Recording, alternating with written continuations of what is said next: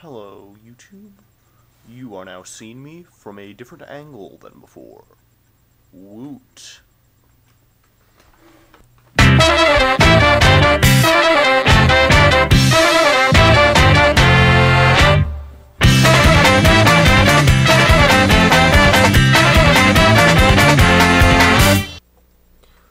Presuming you are literate and were paying attention to the video text, you may have guessed that it is Gabrielle's birthday. Well, assuming you're watching this on Friday, which you quite possibly aren't, but, you know, if you were watching this when I was filming it, it would still be Gabrielle's birthday.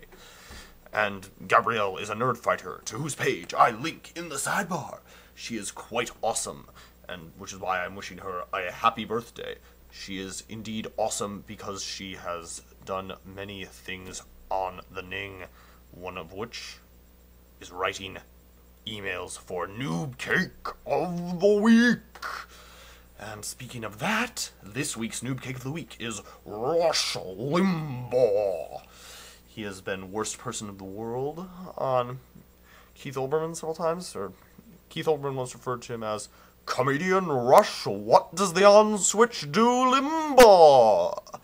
And that's quite awesome. So expect this weekend to read an email to Rush Limbaugh in which he is sufficiently owned. Then, on other political issues, I quite like this book.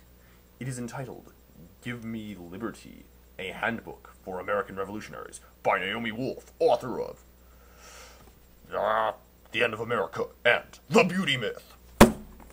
It is a pretty frackin' awesome book so far. It outlines such things as many liberals have pointed out on how the electoral process is becoming notoriously undemocratic because of voter suppression, because of ways in which people find it difficult to get into the process itself to become a candidate. Ordinary people can't become candidates without going through a ton of political and partisan machinations. And then also our political speech itself.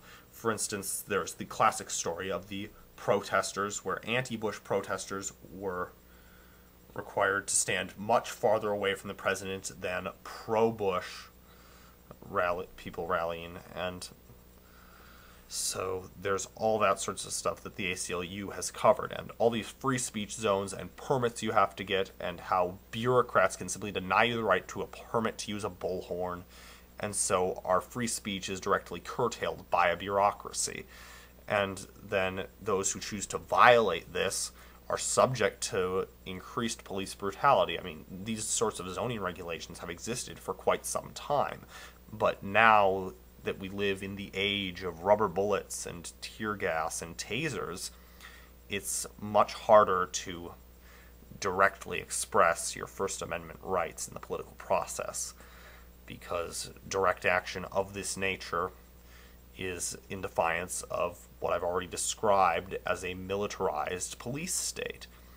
And then, speaking of giving liberty, Barack Hussein Obama, President of the United States, is bringing some change.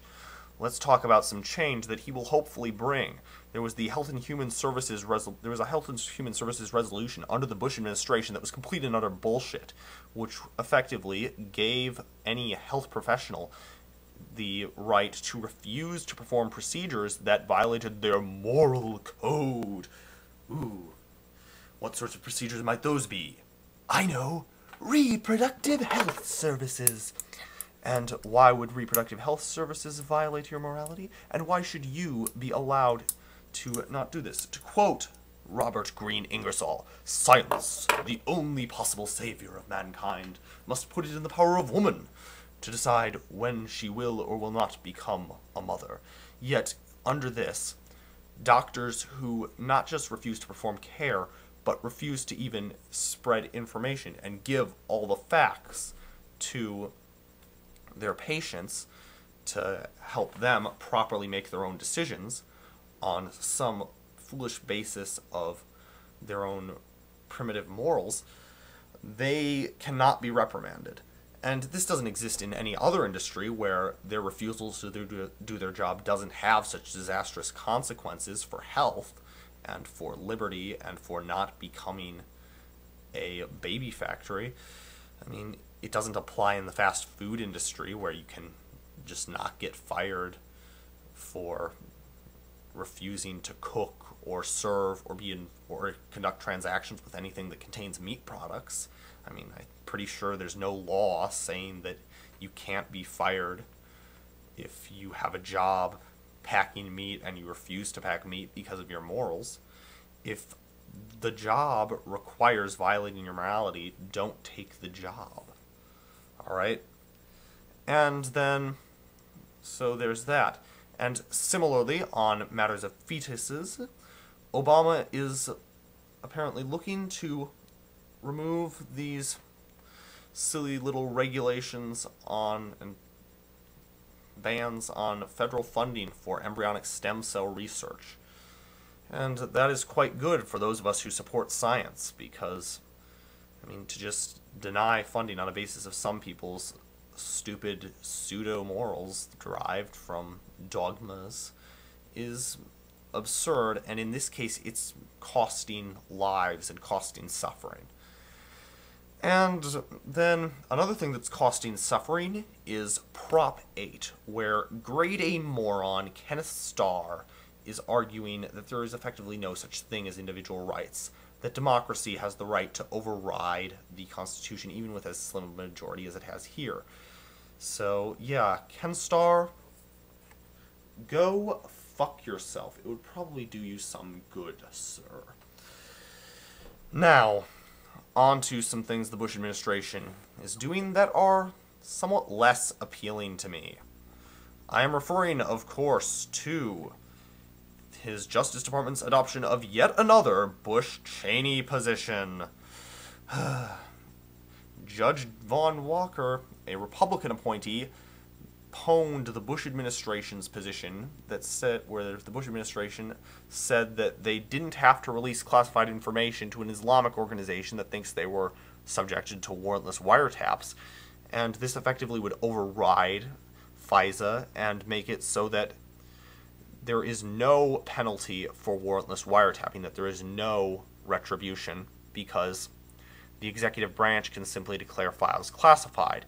And so Judge Vaughn Walker, who was a Republican appointee, justly pwned them and said you can't do that.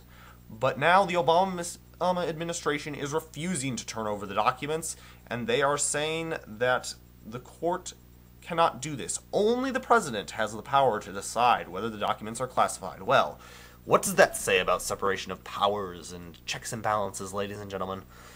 What does that say about change? So, it seems like no matter which party you get, you're somewhat screwed on civil liberties issues.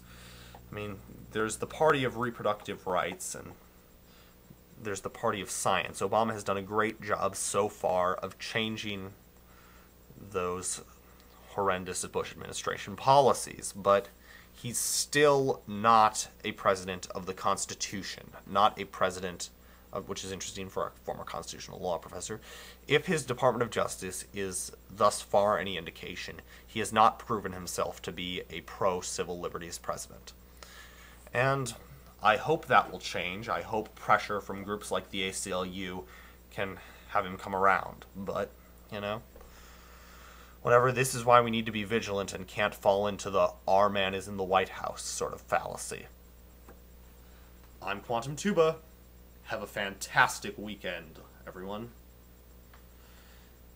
And once again, to Ken Starr and those arguing to divorce the couples in California, shame on you, fuck you, and please just stop engaging in legal actions to violate both liberty and all basic utilitarian ethical principles. Again, have a wonderful weekend.